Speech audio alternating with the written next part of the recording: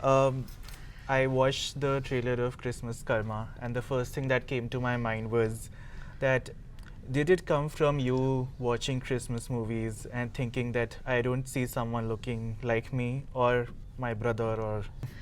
Totally true. This is every movie I make because I don't see us represented. And Christmas is a big thing if you grew up in England. Yeah. But for me, my favorite Christmas film is It's a Wonderful Life by Frank Capra. Yeah. And Christmas season starts for me when you watch that film. It's a beautiful film, and I'm so inspired by that film, which is about a man who's lost his way and is trying to find whether his life has any meaning. And it all takes place around Christmas. And I watch that and I cry my eyes out every year. It's such a beautiful film.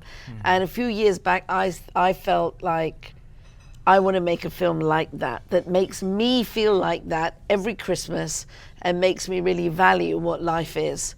And so then I had the idea of Christmas Karma. I just knew that I wanted to make my Scrooge Indian. That was it, my central character, Indian. And then from that, I wove this story, which is a kind of global, cross boundaries, cross borders, very international cast and theme story. Yeah, and this is an adaptation of A Christmas Carol. Yes. And you've earlier adapted a lot of authors' work. Jane Austen. Jane Austen. Mainly, yes, yeah. Also, Divya. Oh, yes, of course. Divya Yes, Chatterjee. Chitra, yes. But who was a harder author to adapt? Was it Jane Austen or Charles Dickens?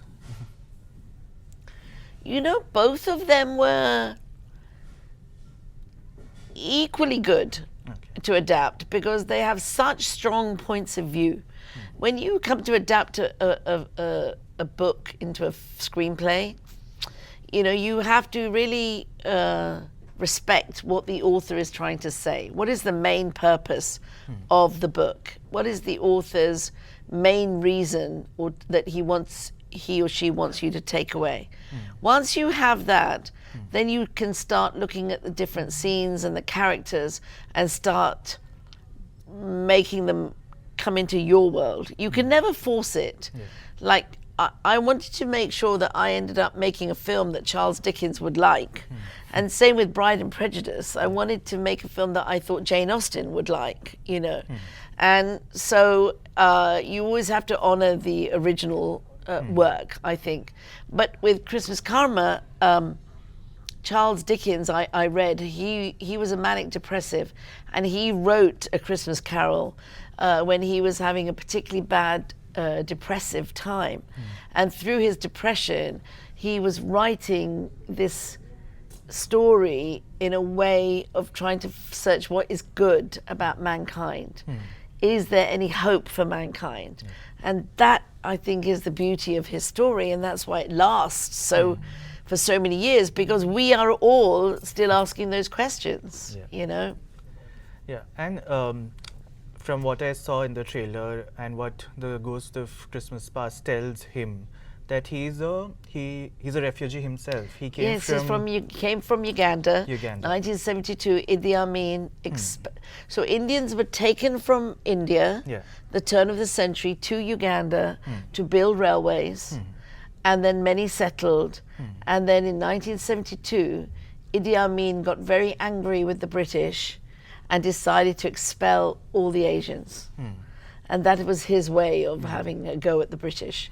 And so that story hasn't really been told from that perspective. People just think, oh, the Asians had to go. But really, Idi Amin was having a go at the British. So that I've put in the film. So yes, so Sood comes to Britain as a young boy. He doesn't want to leave Africa, but he's come and he experiences racism, hardships, and then he discovers that money can protect him from everything. Money can protect him from the harsh realities of life. So he starts worshipping money. And then we meet him when he's like closed off from the rest of the world. And then it becomes very close to Dickens' original story.